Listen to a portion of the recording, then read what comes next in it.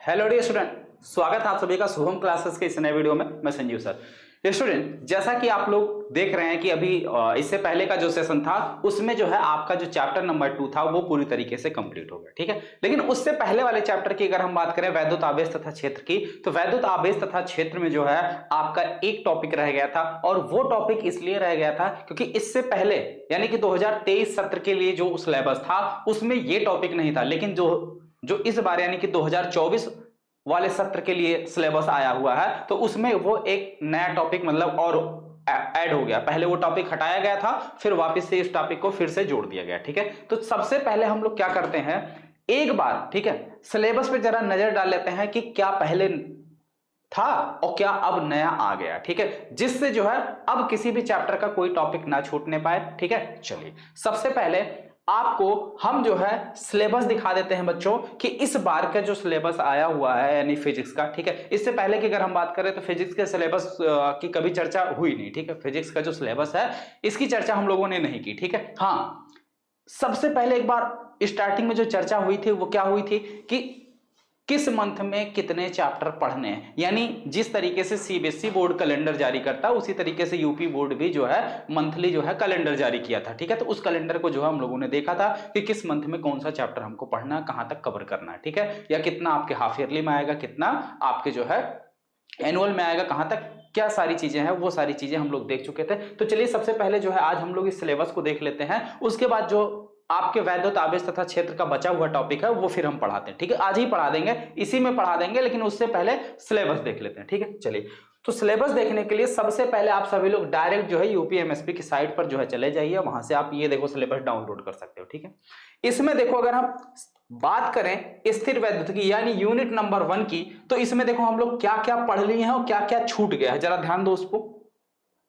इसमें अगर हम बात करें वैद्युत आवेश हम लोगों ने पढ़ ही लिया है, आवेश का संरक्षण पढ़ लिए हैं, कूलाम का नियम पढ़ लिए हैं, ठीक है। उसके साथ साथ देखिए अध्यारोपण का सिद्धांत ये भी पढ़ लिया गया है, सतत आवेश वितरण भी पढ़ लिया गया है, वैद्युत क्षेत्र वैद्युत आवेश के कारण वैद्युत क्षेत्र ये भी पढ़ लिया गया है, वैद्युत क्षेत्र रेखाएं द्विध्रुव के कारण वैद्युत क्षेत्र एक समान वैद्युत क्षेत्र में द्विध्रुव पर लगने वाला बलयुग्म आघूर्ण टाउ बराबर, ठीक है, पी साइन थीटा, ये सब भी पढ़ लिया गया है। वैद्युत फ्लक्स गॉस का नियम, ठीक है, अनंत लंबाई के एक समान आवेशित पढ़ लिया गया है, समतल चादर भी पढ़ लिया गया है। उसके बाद देखो जो इसमें आपका छूटा है वो क्या छूटा है, आवेशित पतले गोलीय खोल के भीतर तथा बाहर, खोल के भीतर तथा बाहर वैद्युत क्षेत्र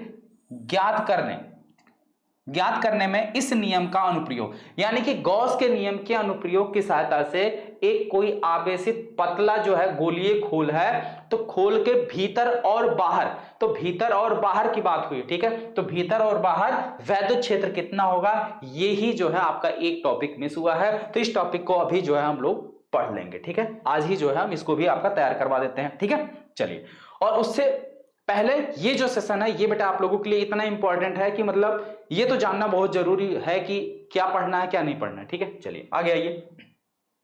इसमें देखें कि उसके बाद अगर हम सेकंड चैप्टर की बात करें वैद्युत विभव की, तो वैद्युत विभव विभवांतर किसी बिंदु आवेश के कारण विभव, और फिर निकाय के कारण वैद्युत समविभव पृष्ठ, वैद्युत क्षेत्र में दो बिंदुओं के आवेश के निकाय के कारण वैद्युत द्विध्रुव की स्थितिज ऊर्जा, चालक तथा विद्युत रोधी पदार्थ ये भी पढ़ा दिया गया, मुक्त आवेश तथा बद्ध आवेश क्या होते हैं पढ़ा दिया, परावैद्युत पदार्थ क्या होता है ये भी पढ़ा दिया, परावैद्युत पदार्थ का ध्रुवण ये भी पढ़ा दिया गया, संधारित्र तथा धारिता भी पढ़ाया, श्रेणी तथा समांतर क्रम भी पढ़ा दिया, ठीक है। उसके बाद संयोजन पढ़ा दिया, पट्टिकाओं के बीच परावैद्युत माध्यम होने अथवा ना होने से समांतर पट्टिका संधारित्र की धारिता तथा संधारित्र की संचित ऊर्जा, तो संधारित्र की संचित ऊर्जा भी बता दिया गया। देखो इसमें भी आपके सेकंड चैप्टर में, हालांकि अगर देखा जाए तो ये भी आप लोग पढ़ चुके हो, लेकिन हमें जो है इसके बारे में भी थोड़ा सा आप लोगों को हिंट देना पड़ेगा या फिर पूरा कराना ही पड़ेगा। किसी समांतर पट्टिका की, ठीक है, ये माध्यम परावैद्युत माध्यम ना होने पर, यानी जो समांतर प्लेट संधारित्र हमने पढ़ा है, अगर उस समांतर प्लेट संधारित्र में हम कोई परावैद्युत माध्यम नहीं रखते हैं तो जो धारिता निकल के आती है वो कितनी आती है, C=2 epsilon not A upon D, ठीक है। लेकिन अगर इसके अंदर हम कोई परावैद्युत माध्यम रख देते हैं तो जो धारिता निकल के आती है वो क्या हो जाती है, अगर उस परावैद्युत माध्यम की जो परावैद्युतांक अगर वो K है तो यही जो है धारिता क्या हो जाता है, K एप्सिलॉन नॉट A और डिवाइडेड बाय D, बस यही था, ठीक है।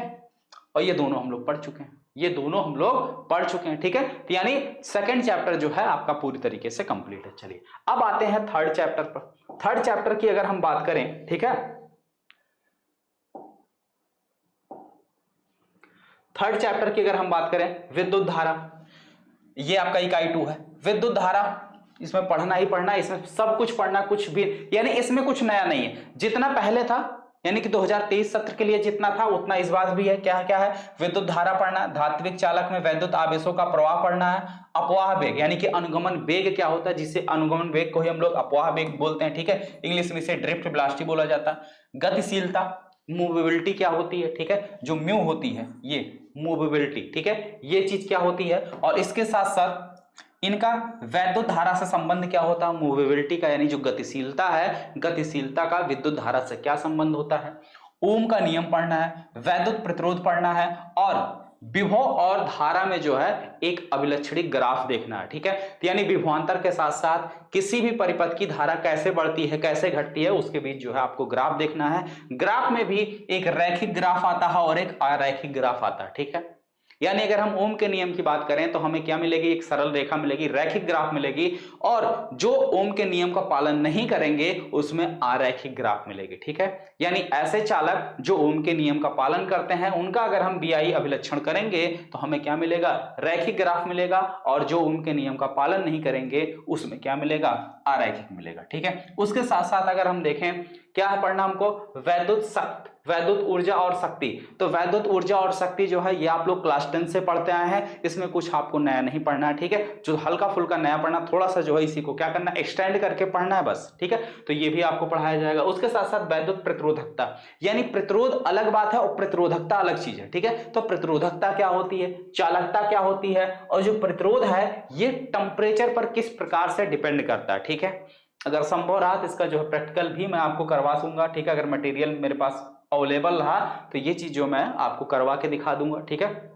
उसके साथ साथ सेल का आंतरिक प्रतिरोध, ठीक है, फिर सेलों का विद्युत वाहक बल, सेल का आंतरिक प्रतिरोध और सेलों का विद्युत वाहक बल तथा विभवांतर, सेलों का श्रेणी तथा समांतर संयोजन। अब यहाँ पे सेलों के संयोजन की अगर हम बात करें तो इसमें भी 3 टाइप के संयोजन होते हैं, समांतर श्रेणी और समांतर क्रम, श्रेणी क्रम और मिश्रित क्रम। लेकिन यहां जो हमें पढ़ना है वो केवल और केवल क्या पढ़ना है, 2 ही पढ़ना, ठीक है। उसके बाद है किरचॉफ का नियम तथा व्हीटस्टोन, ठीक है, किरचॉफ का नियम है तथा इसके अनुप्रयोग, और इसके साथ साथ हमें व्हीटस्टोन सेतु पढ़ना है, व्हीटस्टोन सेतु पढ़ना है। लेकिन इस बार मीटर सेतु की कहीं बात नहीं आई है, ठीक है, मीटर सेतु की कहीं बात नहीं आई है, फिर भी मीटर सेतु आपको पढ़ना है। क्यों पढ़ना है, क्योंकि जो मीटर सेतु है ये भी आपका क्या है, ये जो किरचॉफ, देखो क्या लिखा हुआ है, किरचॉफ का नियम तथा इसके अनुप्रयोग, ठीक है। और एक चीज यहां पे, एक चीज और जो है कुछ कम लग रहा है मुझे इस चैप्टर में, क्या कम लग रहा है कि जो प्रतिरोध है, प्रतिरोधों का संयोजन, ठीक है। हम लोग क्या पढ़ते हैं, पिछले साल हम लोगों ने प्रतिरोधों का भी संयोजन पढ़ा था, लेकिन इस बार देखो इसमें कहीं प्रतिरोधों के संयोजन की बात नहीं आई है, ठीक है। सिर्फ और सिर्फ प्रतिरोध की बात आई है, तो प्रतिरोधों के संयोजन से क्वेश्चन नहीं बनेगा, ये जान लेना, ठीक है। तो यानी हमें प्रतिरोधों का संयोजन नहीं पढ़ना, ठीक है। फिर भी संयोजन किस प्रकार से होता है वो हल्का सा हम आपको हिंट दे देंगे, लेकिन ठीक है उसका पूरा नोट नहीं कराऊंगा, लेकिन बता दूंगा, ठीक है। जिससे अगर मान लो इन फ्यूचर आप किसी भी कॉम्पिटिटिव एग्जाम में बैठो या कहीं भी बैठो, ठीक है, तो आप उसके बारे में जानते रहो, ठीक है। एकदम बिल्कुल नील बटे सन्नाटा वाला काम ना रहे कि आप बिल्कुल उसमें नील बटे सन्नाटा रहे। हाँ पढ़ा दूंगा लेकिन उसको लिखवाऊंगा नहीं, ठीक है। चलिए आगे देखते हैं। तो इस चैप्टर में जो है हमें क्या चीज कम लगा, सबसे जो इंपॉर्टेंट बात है वो क्या है, वो यही है कि सेलों प्रतिरोधों का संयोजन, यानी कि समांतर क्रम, श्रेणी क्रम और मिश्रित क्रम, ठीक है। तो जो संयोजन वाला मतलब टॉपिक था वो जो है इस बार इसमें हमें नहीं पढ़ना, ठीक है। चलिए आगे देखिए, इसके आगे अगर हम देखें तीसरे यूनिट की बात करें, चैप्टर नंबर 4 की अगर बात की जाए तो इसमें हमें पढ़ना बेटा चुंबकीय क्षेत्र की संकल्पना, ओस्टरेड का प्रयोग, बायो-सेवर्ट का नियम, धारावाही लूप में इसका अनुप्रयोग, एम्पियर का नियम तथा इसके अनंत लंबाई के सीधे तार में अनुप्रयोग, सीधी परिनलिका, एक समान वैद्युत चुंबकीय क्षेत्र में गतिमान आवेश पर बल, एक समान चुंबकीय क्षेत्र में धारावाही चालक पर बल, 2 समांतर धारावाही चालकों के बीच बल, एम्पियर की परिभाषा, एक समान चुंबकीय क्षेत्र में धारावाही लूप द्वारा बलयुग्म आघूर्ण का अनुभव, ठीक है। ये भैया बोर्ड एग्जाम का जो है बहुत ही ये समझ लो चहेता क्वेश्चन है, ठीक है। कौन सा? एक समान चुंबकीय क्षेत्र में धारावाही लूप के द्वारा बल युग्माघूर्ण का अनुभव, बहुत ही इंपॉर्टेंट क्वेश्चन है, ठीक है। उसके बाद आपको पढ़नी है चल कुंडली गैल्वेनोमीटर तथा इसकी सुग्राहिता क्या होती है, तथा इसका अमीटर तथा वोल्ट मीटर में हम कैसे इसको कन्वर्ट कर सकते हैं। जो आपकी चल कुंडली गैल्वेनोमीटर है इसको हम अमीटर और वोल्ट मीटर में किस प्रकार से जो है कन्वर्ट कर सकते हैं, ये चीज हमें पढ़ना है। उसके साथ साथ देखना है धारा लूप चुंबकीय द्विध्रुव के रूप में जो है इसका क्या उपयोग है, और इसके साथ साथ इसका चुंबकीय द्विध्रुव आघूर्ण, चुंबकीय द्विध्रुव, ठीक है, क्षण चुंबक के कारण इसके अक्ष के अनुदिश, ठीक है, अक्ष के अभिलंबोत चुंबकीय क्षेत्र की तीव्रता, एक समान चुंबकीय क्षेत्र में चुंबकीय द्विध्रुव पर बल युग्माघूर्ण, तुल्यांकी परनलिका। ये देखो इस बार जो है एक नया चीज आपको देखने को मिल रहा है, तुल्यांकी परनलिका, ठीक है। उस तुल्यांकी परनलिका के रूप में क्षण चुंबक, चुंबकीय क्षेत्र रेखाएं, अनुचुंबकीय, प्रतिचुंबकीय तथा लौह चुंबकीय पदार्थ क्या होते हैं, उदाहरण सहित जो है विद्युत चुंबक तथा इनकी तीव्रताओं को प्रभावित करने वाले कारक और अस्थायी चुंबक। यानी कि जो चैप्टर नंबर 4 है आपका, चैप्टर नंबर 4 की अगर हम बात करें तो चैप्टर नंबर 4 जो है बेटा आपका यहां तक है, ठीक है, यहां तक आपका चैप्टर नंबर 4 है, ठीक है। चैप्टर नंबर 4 आपका यहां तक है, काफी लंबा है, और चैप्टर नंबर जो 5 है वो यहां से है, ठीक है। चैप्टर नंबर 5 आपका काफी छोटा है, ठीक है। इसमें भी अनुचुंबकीय, प्रतिचुंबकीय, लौह चुंबकीय पदार्थ हैं, इनके उदाहरण देखना है। और इसमें से देखो एक चीज हटा दिया है, ठीक है, क्या हटाया है, पृथ्वी के चुंबकीय क्षेत्र के क्षैतिज, ठीक है, क्षैतिज तथा ऊर्ध्वाधर घटक, ये चीज हटाया गया है, कहीं नहीं दिखाई दे रहा। इसके साथ साथ एक टॉपिक और है, दिक्पात का कोण, नमन कोण, नति कोण, ठीक है, ये सारे जो कोण होते हैं वो भी हटाए गए हैं, वो भी नहीं दिखाई दे रहे हैं, ठीक है, जो कि काफी इंपॉर्टेंट होते हैं। यहां से जो है बहुविकल्पीय में आपको ये प्रश्न देखने को मिलते हैं, फिर भी जो है यहाँ पे इस बार वो चीज नहीं देख, मतलब सिलेबस में नहीं दिखा, ठीक है। चलिए, तो यही चीज है, सिलेबस के बारे में जानना बहुत मस्ट है कि क्या है क्या नहीं है, ठीक है। अब अगर ये सिलेबस नहीं देखा जाता तो पिछले सिलेबस के अकॉर्डिंग जो है हम आपको नति कोण, नमन कोण, पृथ्वी का चुंबकीय क्षेत्र क्या होता है, पृथ्वी के चुंबकीय क्षेत्र के क्षैतिज ऊर्ध्वाधर घटक क्या होते हैं, ठीक है, ये भी पढ़ा देते। और सबसे ज्यादा अगर क्वेश्चन कहीं से आता है तो वो क्षैतिज ऊर्ध्वाधर घटक से ही न्यूमेरिकल आता है, ठीक है। और वही चीज जो है इस बार आपको नहीं दिया हुआ है।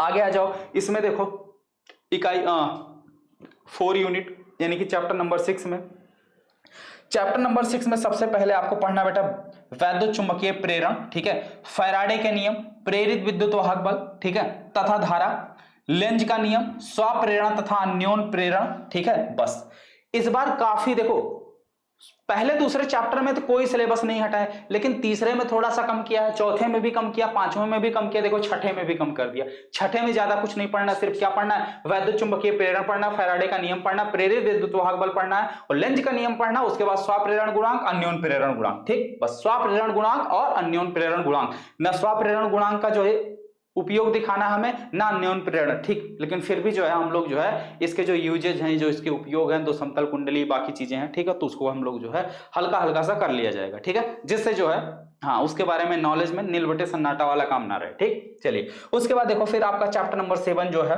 प्रत्यावर्ती धारा, प्रत्यावर्ती धारा पढ़ना, प्रत्यावर्ती धारा तथा वोल्टेज के शिखर मान तथा वर्ग माध्य मूल मान, प्रतिघात क्या होता, प्रतिबाधा क्या होता, ठीक है। फिर श्रेणी LCR ना, देखो आपको अलग अलग L परिपथ, C परिपथ, R परिपथ, पहले क्या था L परिपथ, C परिपथ, R परिपथ, इन तीनों को अलग अलग पढ़ना होता था, उसके बाद फिर LCR पढ़ते थे, ठीक है। तो यहां पे हमें L परिपथ, C परिपथ, ठीक है, हाँ पढ़ना है, पढ़ना, देखो ये लिखा हुआ प्रतिघात, लिखा हुआ प्रतिबाधा, लिखा हुआ, ठीक है। तो प्रतिघात और प्रतिबाधा के लिए जो हमें आपका जो है C परिपथ, L परिपथ पढ़ना पड़ेगा, ठीक है। फिर जो है LCR पढ़ेंगे, फिर उसके बाद जो है अनुनाद है, AC परिपथों में शक्ति, शक्ति गुणांक, वाट हिंदारा, AC जनित्र यानी कि AC जनरेटर क्या होता है, ठीक है, और उसके साथ साथ ट्रांसफार्मर, ठीक है, AC जनित्र और इसके साथ साथ ट्रांसफार्मर, ये चीज पढ़ने हैं, ठीक है। उसके बाद यही आ जाओ आपकी इकाई यूनिट नंबर 5, तो यूनिट नंबर 5 चैप्टर नंबर 8, ठीक है, यूनिट नंबर 5 चैप्टर नंबर 8, इसमें क्या पढ़ना है, इसमें आपको विस्थापन धारा की आवश्यकता क्या है, विस्थापन धारा की आवश्यकता क्यों पड़ी, ये चीज जानना है। इसके साथ साथ वैद्युत चुंबकीय तरंगे क्या होती हैं, इनके अभिलक्षण यानी कि इनका जो ग्राफ होता है वो क्या होता है, या इनकी जो कैरेक्टरिस्टिक होती है, इनकी जो प्रॉपर्टी होती है वो क्या होती है। वैद्युत चुंबकीय तरंगों के अनुप्रस्थ प्रकृति, वैद्युत चुंबकीय एक्सपेक्ट्रम क्या होता है, वैद्युत चुंबकीय एक्सपेक्ट्रम जो है यहां से क्वेश्चन भर भर के बनता है, ठीक है। इसके बाद जो है इनके उपयोग, वैद्युत चुंबकीय जो स्पेक्ट्रम है यानी कि जो वैद्युत चुंबकीय तरंगे हैं इनके क्या उपयोग है, ठीक है। तो बस काफी छोटा सा ये भी चैप्टर है। चलिए, तो इस तरीके से जो आपके फिजिक्स पार्ट 1 का था, ये फिजिक्स पार्ट 1 का सिलेबस खत्म हुआ, ठीक है। पार्ट 1 में इतनी चीजें हमें पढ़नी है। अब आ जाओ पार्ट 2 में। पार्ट 2 की अगर हम बात करें, सबसे पहले तो हमें पढ़ना प्रकाश की, ठीक है। पार्ट 2 की अगर हम बात करें, ज्यादा जूम हो गया क्या, ठीक है इतना। चलो पार्ट 2 में क्या बेटा, प्रकाश का परावर्तन, गोलीय दर्पण, दर्पण सूत्र, ठीक है। प्रकाश का परावर्तन, गोलीय दर्पण, दर्पण सूत्र। अब इसमें देखो दो चीजें, प्रकाश का परावर्तन अगर हम पढ़ाएं, फिर गोलीय दर्पण के बारे में अगर बता रहे हैं तो दर्पण के द्वारा जो प्रतिबिंब बनने का नियम होता है उसके बारे में भी हमें बताना होगा, ठीक है। और इसके साथ साथ दर्पण सूत्र है, ठीक। और फिर प्रकाश का अपवर्तन है, पूर्ण आंतरिक परावर्तन है तथा इसके अनुप्रयोग है, ठीक। और उसके बाद प्रकाशिक तंतु है, गोलीय पृष्ठों द्वारा प्रकाश का अपवर्तन, लेंस, पतले लेंसों का सूत्र, ठीक है, लेंस मेकर सूत्र, आवर्धन क्षमता यानी कि लेंस की जो आवर्धन क्षमता होती है वो क्या है, लेंस की शक्ति के संपर्क में रखे पतले लेंसों का संयोजन, प्रिज्म से होकर प्रकाश का अपवर्तन, प्रकाश का प्रकीर्णन, सूक्ष्मदर्शी तथा खगोलीय दूरदर्शी, ठीक है। और इसके साथ साथ इनकी सहायता से आवर्धन क्षमता, तरंग प्रकाश की। बस देखो आपका जो चैप्टर नंबर 9 है वो यही तक है, ठीक है। उसके सॉरी यहां तक है, ठीक है। उसके बाद जो है तरंग प्रकाश की आपकी स्टार्ट हो जाती है चैप्टर नंबर 10। तरंग प्रकाश की में हमें सबसे पहले तरंगाग्र जानना है, हाइगेंस का तरंग सिद्धांत पढ़ना, तरंगाग्रों का उपयोग पढ़ना, समतल तरंगाग्र का समतल पृष्ठों पर जो है परावर्तन और अपवर्तन पढ़ना है, ठीक है। ये तो भैया बहुत फेवरेट क्वेश्चन है, ठीक है। और इसके साथ साथ हाइगेंस के द्वितीयक तरंगाओं का सिद्धांत, तो हाइगेंस के सिद्धांत का उपयोग द्वारा परावर्तन तथा अपवर्तन के नियम का सत्यापन करना है, व्यतिकरण यंग का प्रयोग, ठीक है। और उसके साथ साथ द्विझिर्री प्रयोग, फ्रिंज की चौड़ाई के लिए व्यंजक, ठीक है, यानी हमें पूरा डेरिवेशन करना है, कला संबंध, कला आबद्ध, प्रकाश का प्रतिपालित व्यतिकरण यानी कि जो प्रकाश का व्यतिकरण होता है वो क्या होता है, ठीक है, उसके बारे में हमें देखना है। प्रतिपालित का मतलब होता है एक होता है विनाशी व्यतिकरण, एक होता है संपोषी व्यतिकरण, ठीक है। तो प्रतिपालित का मतलब है संपोषी व्यतिकरण, ठीक। एकल झिर्री के कारण प्रकाश का विवर्तन, बस ये चीज पढ़ना। और उसके साथ साथ देखो केंद्रीय उच्चिष्ट की चौड़ाई, ध्रुवण क्या है, ठीक है। अपवर्तन द्वारा ध्रुवण की जो है हमें व्याख्या करनी है, जो कि पिछली बार यानी 2023 में ये चीज नहीं था, ठीक है। ध्रुवण जो है नहीं था, पोलराइजेशन नहीं था, इस बार पोलराइजेशन आपको पढ़ना है, ठीक है। उसके बाद समतल ध्रुवित प्रकाश पढ़ना है, पोलोराइडों का उपयोग पढ़ना है, तो जो पोलोराइड होते हैं उनका क्या उपयोग होता है, ठीक है। तो यहां से लेकर यहां से जो है ये इतना आपको नया पढ़ना है, ठीक है। चलिए आगे आ जाइए, नेक्स्ट अगला, द्रव्य तथा विकिरण की द्वितीय प्रकृति की अगर बात की जाए यानी चैप्टर नंबर 11 की बात करें तो चैप्टर नंबर 11 में आपको काफी कम चीजें पढ़नी है। सबसे पहले पढ़ना है विकिरण की द्वितीय प्रकृति पढ़ना, प्रकाश वैद्युत प्रभाव पढ़ना, हर्ट्ज तथा लेनार्ड का प्रयोग पढ़ना, आइंस्टीन प्रकाश वैद्युत समीकरण पढ़ना है, प्रकाश, ठीक है। उसके बाद जो है प्रकाश की कणात्मक प्रकृति यानी कि प्रकाश के अंदर डुअल नेचर होता है, एक तो पार्टिकल यानी कि कण का और दूसरा जो है वेव यानी कि तरंग का। तो दोनों चीजें हमें पढ़नी है, पहले सबसे पहले हमें कण की प्रकृति पढ़नी, फिर द्रव्य की प्रकृति पढ़नी, ठीक है। उसके साथ साथ तरंगों की तरंगात्मक प्रकृति वही चीज है, डी ब्रोगली संबंध, बस हमें यहां सिर्फ डी ब्रोगली संबंध तक जाना है, ठीक है, और बाकी चीजें इसमें नहीं है, ठीक। चलिए आगे आ जाइए, अगला चैप्टर आपका 12वां और 13वां यूनिट नंबर 3 पार्ट 2 का, फिजिक्स पार्ट 2 का। इसमें भी काफी कम पढ़ना है, अल्फा कण प्रयोग पढ़ना है, परमाणु का रदरफोर्ड मॉडल पढ़ना है, बोर मॉडल पढ़ना है, ऊर्जा स्तर पढ़ना, हाइड्रोजन स्पेक्ट्रम पढ़ना, ठीक है। तो बस यानी जो पहली लाइन है यहीं तक आपका सीधे जो चैप्टर नंबर 12 है वो कंप्लीट। उसके बाद आ जाओ चैप्टर नंबर 13 नाभिक की, तो नाभिक में नाभिक की संरचना पढ़ना, आकार पढ़ना, परमाणु द्रव्यमान पढ़ना, समस्थानिक, संभारिक, समन्यूट्रॉनिक, ठीक है, द्रव्यमान ऊर्जा संबंध पढ़ना, द्रव्यमान क्षति पढ़ना, बंधन ऊर्जा पढ़ना, प्रतिन्यूक्लियन बंधन ऊर्जा पढ़ना, ठीक है। उसके बाद द्रव्यमान संख्या के आधार पर इनमें परिवर्तन, नाभिकीय विघटन और संलयन यानी कि नाभिकीय विखंडन क्या होता है और नाभिकीय संलयन, ठीक है, न्यूक्लियर फ्यूजन और न्यूक्लियन कोलिजन, ठीक है। तो ये दोनों चीजें हमें पढ़नी है। आते हैं बेटा लास्ट चैप्टर और लास्ट यूनिट की तरफ। तो लास्ट चैप्टर और लास्ट यूनिट में देखा जाए, इसमें देखो क्या क्या है, इसमें से काफी कुछ हटाया गया है, काफी कुछ हटाया गया है इस चैप्टर से, क्योंकि ये चैप्टर भी काफी बड़ा चैप्टर था, काफी छोटा हो गया है। देखो क्या क्या है, सबसे पहले इसमें ठोसों में ऊर्जा बैंड पढ़ना है, चालक, कुचालक, अर्धचालक ये पढ़ना है, अर्धचालक डायोड पढ़ना है, VI अभिलक्षण, अग्रदिशिक, पश्चदिशिक, ठीक है, और उसके बाद डायोड जो है वो दिष्टकारी के रूप में कैसे कार्य करते हैं, बस, यानी कि रेक्टिफायर। ठीक है, हमें ट्रांजिस्टर से रिलेटेड ट्रांजिस्टर वाला पूरा टॉपिक ही हटा दिया गया है। ठीक है, ट्रांजिस्टर वाला पूरा टॉपिक ही हटा दिया गया है, तो बस और बस हमें सिर्फ डायोड तक पढ़ना है और डायोडों के जो उपयोग होते हैं वहीं तक पढ़ने। ठीक है, तो इस तरीके से जो है इस बार जो है आपके सिलेबस में काफी जो है कमी आई है, ठीक है, पिछली बार की तुलना में। तो चलिए अब जो फिजिक्स पार्ट 1 का आपका पहला टॉपिक छूटा था वो आपका कंप्लीट कराता हूं।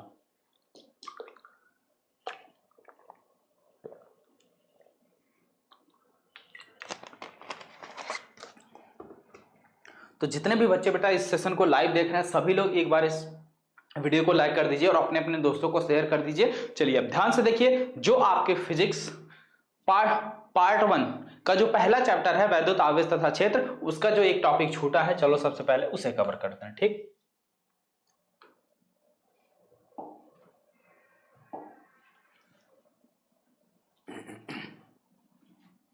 चलिए उसको जानने से पहले एक इंपॉर्टेंट चीज आप सभी लोगों के लिए, देखिए जो भी बच्चे बेटा अभी तक शुभम क्लासेस का टॉप 100 बैच नहीं ज्वाइन किए हैं, आप सभी लोग शुभम क्लासेस का टॉप 100 बैच ज्वाइन कर लीजिए।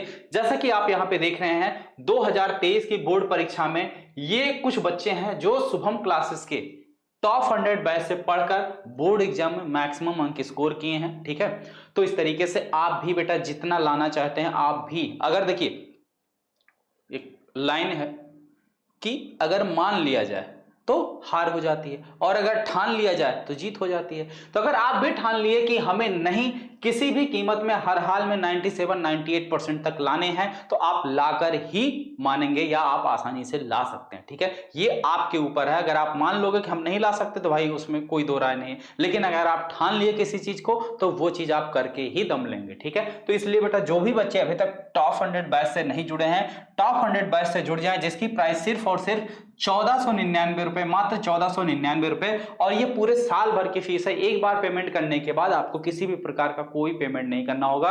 एग्जाम तक जितने भी बैच चलेंगे, जितनी भी सारी चीजें होंगी, वो सारी चीजें आपके लिए बिल्कुल निःशुल्क रहेंगी एक बार अगर आप बैच से जुड़ गए तो। ठीक है, और सबसे इंपॉर्टेंट चीज देखो, बैच के अंदर क्या क्या मिलेगी, यानी ऐप के अंदर आपको क्या क्या मिलेगी। और भाई आप लोग ऐप की बात कर रहे थे तो ऐप जो है शायद अपडेट हो चुका है। ठीक है, बहुत जल्द उसका भी जो है गुड न्यूज आपको मिल जाएगा। Live class, last year question paper, साथ ही साथ इसका सोल्यूशन भी कराया जाएगा, प्रैक्टिस सेट आपको मिलेगा, नोट्स मिलेगा, हर संडे आपको टेस्ट देखने को मिलेगा, इंपॉर्टेंट क्वेश्चन आंसर मिलेगा। ठीक है, तो जो अब बच्चे अभी तक शुभम क्लासेस का ऐप डाउनलोड नहीं किए हैं वो सबसे पहले अपने मोबाइल में शुभम क्लासेस का ऐप डाउनलोड करें और पेमेंट करके डायरेक्ट बैच से जुड़ जाए। ठीक है, चलिए चलो फिर अब बचे हुए टॉपिक को कवर करते हैं। क्या बचा था, एक समान आवेशित, ठीक है, पतले गोलीय कोश के कारण वैद्युत क्षेत्र की तीव्रता, यही टॉपिक बचा था ना। एक समान आवेशित पतले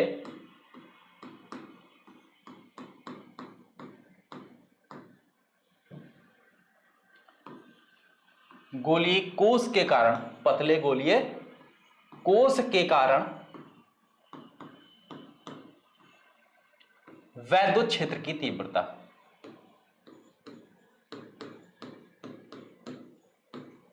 वैद्युत क्षेत्र की तीव्रता।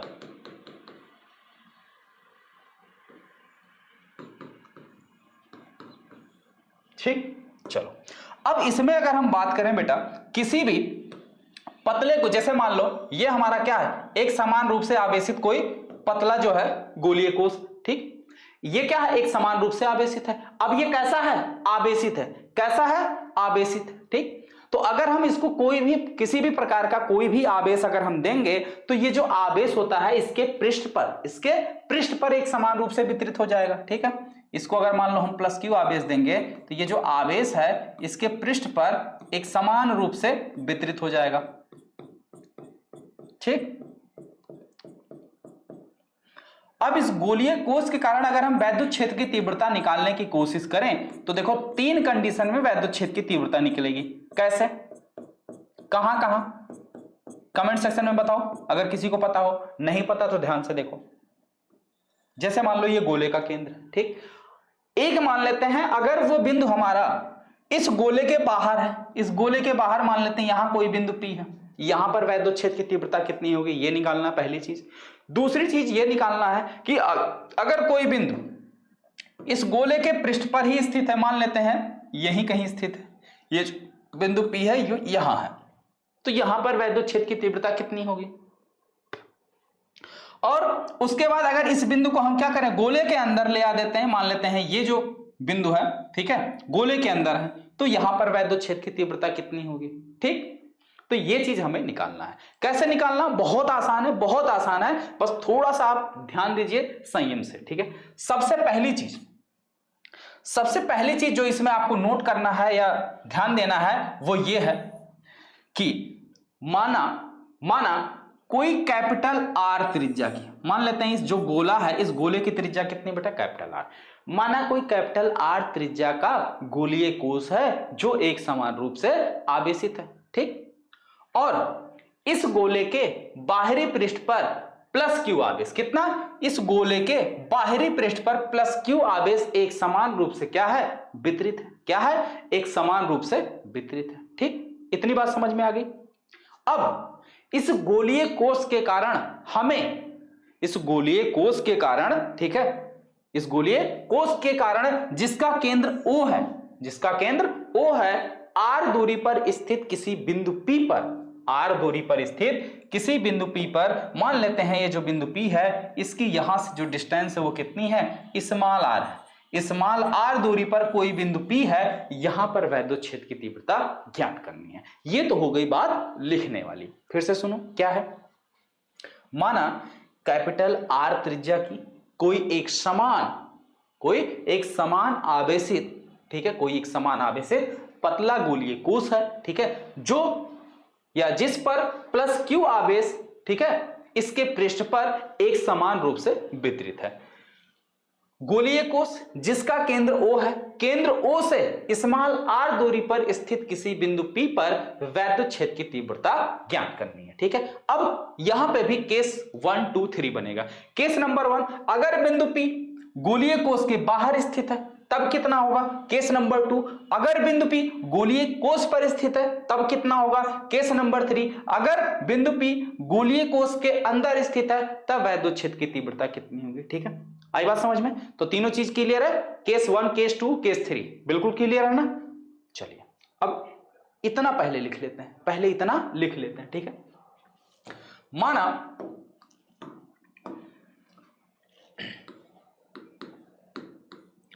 एक समान आवेशित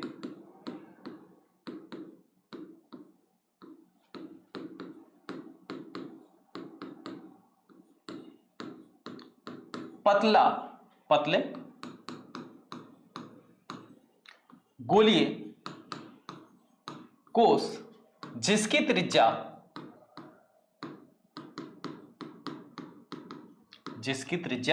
कैपिटल आर है, कितना है, कैपिटल आर है, वह इसके पृष्ठ पर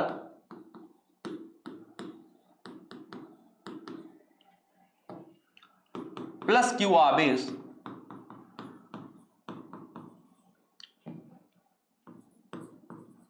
एक समान रूप से वितरित है, एक समान रूप से वितरित है।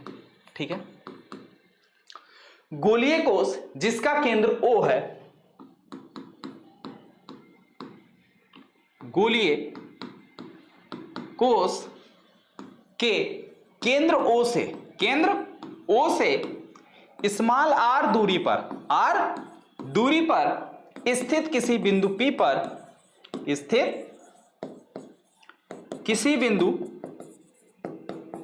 P पर वैद्युत क्षेत्र की तीव्रता ज्ञात करनी है। वैद्युत क्षेत्र की तीव्रता ज्ञात करनी है। ठीक है बेटा, यहां तक बात समझ में आ गई। अब देखो केस नंबर 1, केस 1,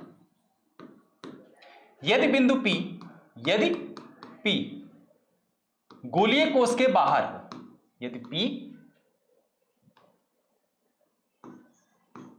गोलीय कोश के बाहर, ठीक है, गोलीय कोश के बाहर हो, तब क्या होगा? अब ध्यान से देखो, अगर बिंदु P हमारा गोलीय कोश के बाहर है, तब हम इस बिंदु P को कवर करता हुआ एक गॉसियन पृष्ठ खींचेंगे। क्या खींचेंगे?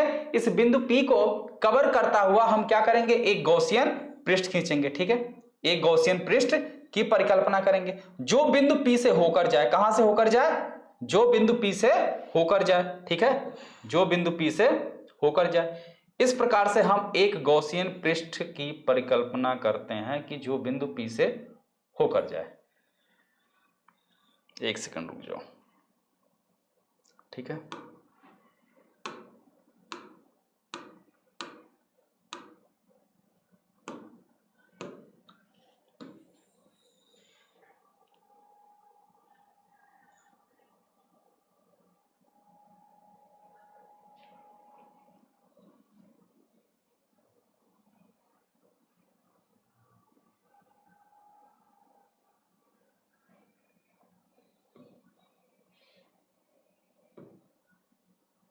ठीक, हमने ये क्या खींचा? एक गॉसियन पृष्ठ खींच लिया। क्या खींचा?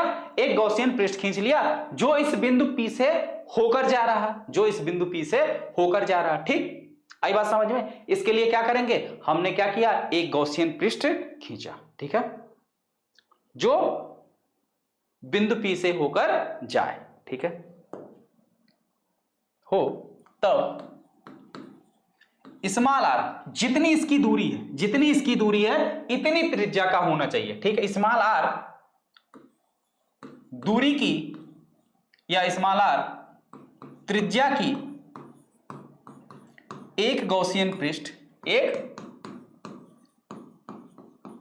गॉसियन पृष्ठ की परिकल्पना करते हैं, परिकल्पना करते हैं।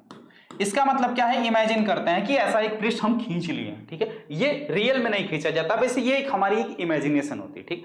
अब अगर हम देखें तो इस गॉसियन पृष्ठ के अंदर ये पूरा प्लस क्यू आवेश आ रहा है। जितना भी आवेश था ये सारा का सारा आवेश गॉसियन पृष्ठ के अंदर आ गया, यानी गॉसियन पृष्ठ से संबंधित आ गया, ठीक है। तो गॉसियन पृष्ठ से संबंधित कुल आवेश कितना हो गया? Plus Q. इस पर कितना आवेश था? Plus Q. तो गॉसियन पृष्ठ से संबंध कुल आवेश कितना है? Plus Q. अब यहीं पे गॉस के नियम हम लगाएं, गॉस के नियम की परिभाषा से इस गॉसियन पृष्ठ से गुजरने वाला वैद्युत फ्लक्स कितना हो जाएगा तब, ठीक है, करते हैं। तब संपूर्ण आवेश, ये जो संपूर्ण आवेश क्यू है, संपूर्ण आवेश गॉसियन पृष्ठ से संबद्ध होगा, गॉसियन पृष्ठ से संबद्ध होगा, संबद्ध होगा, ठीक। क्या होगा? गॉसियन पृष्ठ से संबद्ध होगा। तब गॉस के नियम से, गॉस के नियम से, गॉस का नियम क्या कहता है? गॉसियन पृष्ठ से गुजरने वाला कुल वैद्युत फ्लक्स फाई ई बराबर क्या हो जाएगा? कुल आवेश, कुल आवेश कितना? क्यू बटे एप्सिलॉन नॉट। ये आपका हो गया समीकरण नंबर 1। ये क्या हो गया? आपका समीकरण नंबर 1 हो गया। अब आगे देखो, अब आगे देखो, परंतु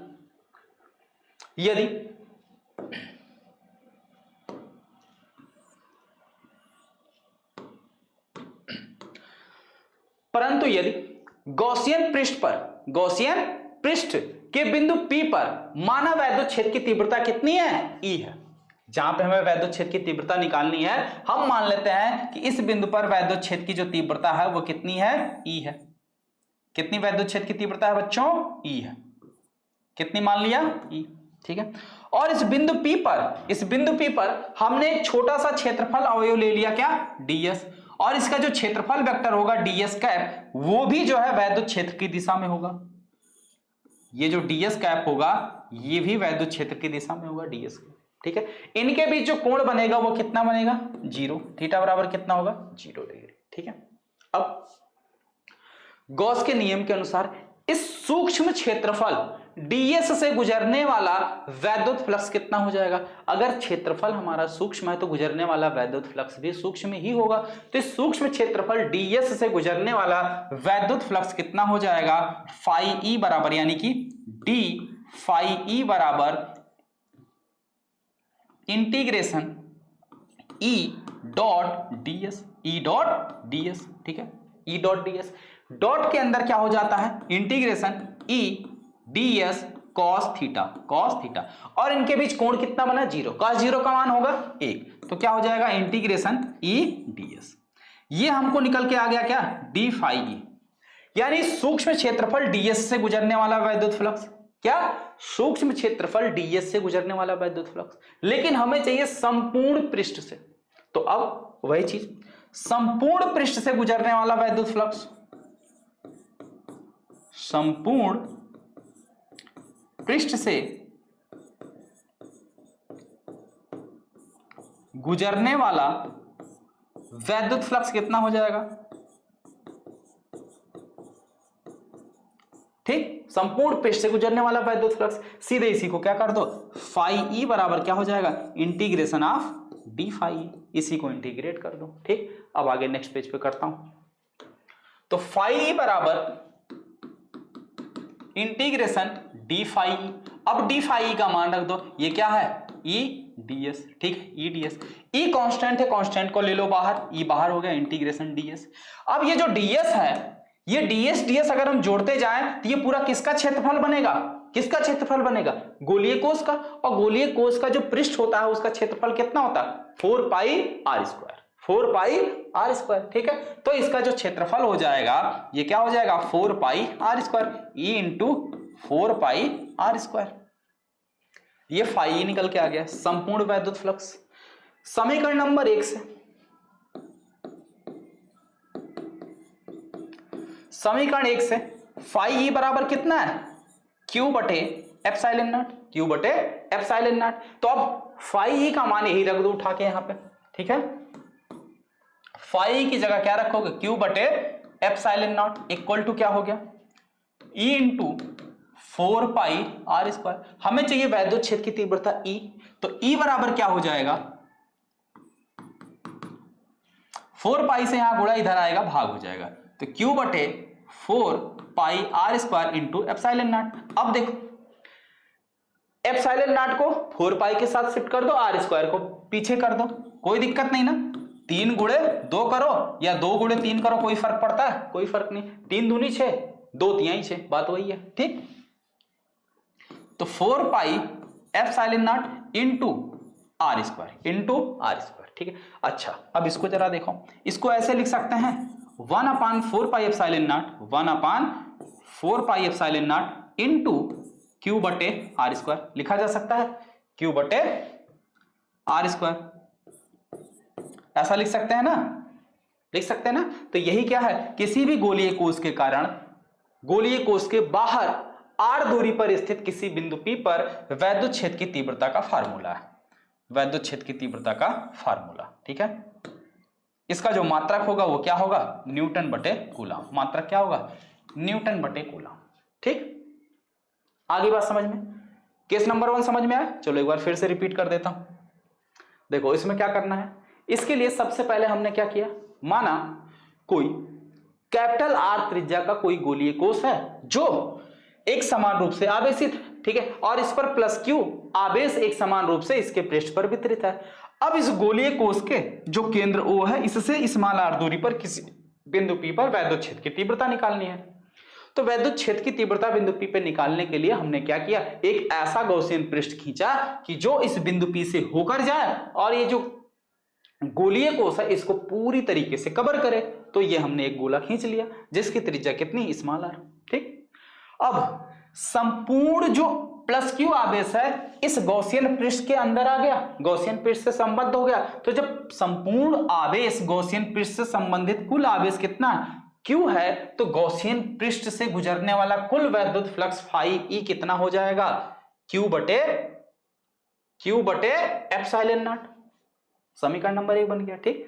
यदि बिंदु P पर, जहां हमें वैद्युत क्षेत्र की तीव्रता निकालनी है, यदि बिंदु P पर वैद्युत क्षेत्र की तीव्रता का मान ई हो, ये भाई ये लाइन आप लिखोगे, यहां जगह नहीं है तो मैं नहीं लिखा हूं, ठीक है, लेकिन ये लाइन आप लिखोगे। यदि बिंदु P पर वैद्युत क्षेत्र की तीव्रता E हो और बिंदु P पर एक छोटा सा सूक्ष्म क्षेत्रफल अवयव ds, ठीक है, जिसका क्षेत्रफल वेक्टर वैद्युत क्षेत्र की दिशा में है, ठीक है, जिसका क्षेत्रफल वेक्टर वैद्युत क्षेत्र की दिशा में है, अतः क्षेत्रफल वेक्टर ds और वैद्युत क्षेत्र की तीव्रता E के बीच जो कोण बनेगा वो 0, ठीक है। तब सूक्ष्म क्षेत्रफल ds से गुजरने वाला वैद्युत फ्लक्स, तो जब क्षेत्रफल सूक्ष्म है तो सूक्ष्म क्षेत्रफल से गुजरने वाला वैद्युत फ्लक्स भी सूक्ष्म होगा, तो सूक्ष्म क्षेत्रफल से गुजरने वाला वैद्युत फ्लक्स d फाई ई बराबर, ये फार्मूला होता है इंटीग्रेशन क्या होता है E डॉट ds। अब डॉट में क्या होता है cos थीटा, cos 0 का मान होता है 1, तो क्या मिल गया E ds। तो ये तो मिल गया सूक्ष्म क्षेत्रफल से। हमें सूक्ष्म क्षेत्रफल का ना चाहे के हमें क्या चाहिए, पूरा चाहिए, तो पूरे के लिए हम क्या करेंगे, सीधे सीधे इसको क्या करेंगे, इंटीग्रेट कर देंगे, यानी कि समाकलन इसका कर देंगे। तो संपूर्ण गॉसियन पृष्ठ से गुजरने वाला वैद्युत फ्लक्स फाई ई बराबर समाकलन डी फाई ई, यानी जो छोटे से क्षेत्रफल अवयव का वैद्युत फ्लक्स है उसका समाकलन कर दें। तो छोटे से क्षेत्रफल अवयव का वैद्युत फ्लक्स कितना है, डी फाई, तो डी फाई का अवकलन कर दिया। अब डी फाई का मान कितना है, ई डी एस, तो यहाँ पे ई डी एस रख दिया गया। अब डी एस क्या है, डी एस छोटे से क्षेत्रफल का क्या, जो सूक्ष्म अवयव है उसका क्षेत्रफल है। तो अगर हम पूरे क्षेत्रफल की बात करें तो पूरा क्षेत्रफल क्या हो जाएगा, पूरा क्या है, गोलीय कोश है, तो गोलीय कोश का जो पूरा क्षेत्रफल होगा वही जो है उसका क्षेत्रफल हो जाएगा, ठीक है। तो ये चीज हो, गोले का क्षेत्रफल 4 पाई आर स्क्वायर होता है, 4 पाई आर स्क्वायर रख दिया गया और समीकरण नंबर 1 से फाई का मान रख दिया, इसके बाद सॉल्व कर लिया, ये आंसर आ गया, ठीक है। चलिए अब बात करते हैं केस नंबर 2 की।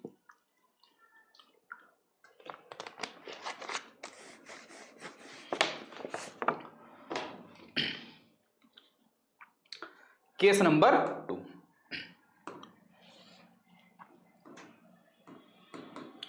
यदि बिंदु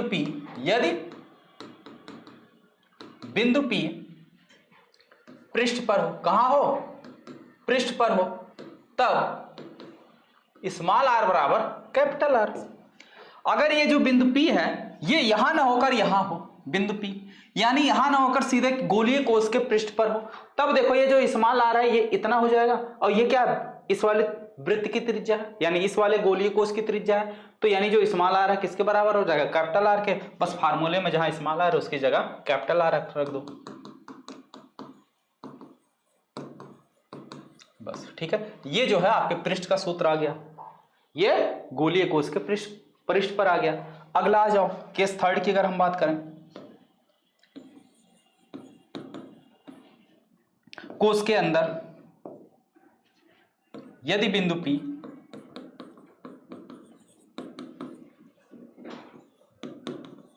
गोलीय कोश के अंदर हो,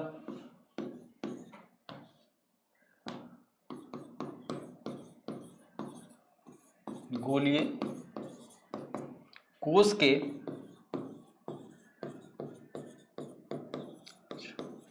अंदर, तब क्या होगा, अगर बिंदु P गोलीय कोश के अंदर आ जाए, यानी जो बिंदु P है ये गोलीय कोश के अंदर आ जाए, ठीक। अब अगर बिंदु P बेटा गोलीय कोश के अंदर आ जाएगा यहां कहीं, तो इस बिंदु P से अगर जाता हुआ अगर हम कोई गॉसियन पृष्ठ खींचेंगे, इस बिंदु P से जाता हुआ अगर हम कोई गॉसियन पृष्ठ खींचेंगे तो क्या होगा, देखो इस बिंदु P से जाता हुआ हमने एक गॉसियन पृष्ठ खींचा,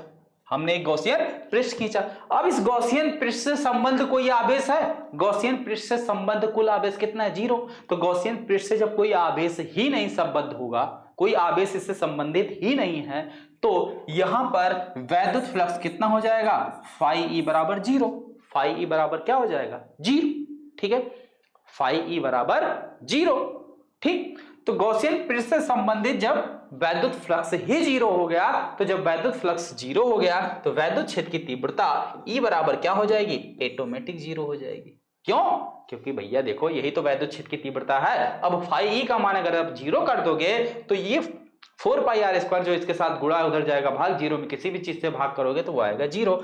तो गोले के अंदर वैद्युत क्षेत्र की तीव्रता कितनी आ गई, 0 आ गई, ठीक है। तो ये जो टॉपिक था, ठीक है, वैद्युत आवेश तथा क्षेत्र का छूटा हुआ टॉपिक था, ये पढ़ा दिया मैंने। इस तरीके से आपका चैप्टर नंबर 1, चैप्टर नंबर 2 यानी कि यूनिट फर्स्ट जो है आपका पूरी तरीके से कंप्लीट हो गया, ठीक है। कल हम आप सभी को करवाएंगे चैप्टर नंबर 2 के न्यूमेरिकल, ओके। ठीक है, मिलते हैं फिर नेक्स्ट वीडियो में। Thank you.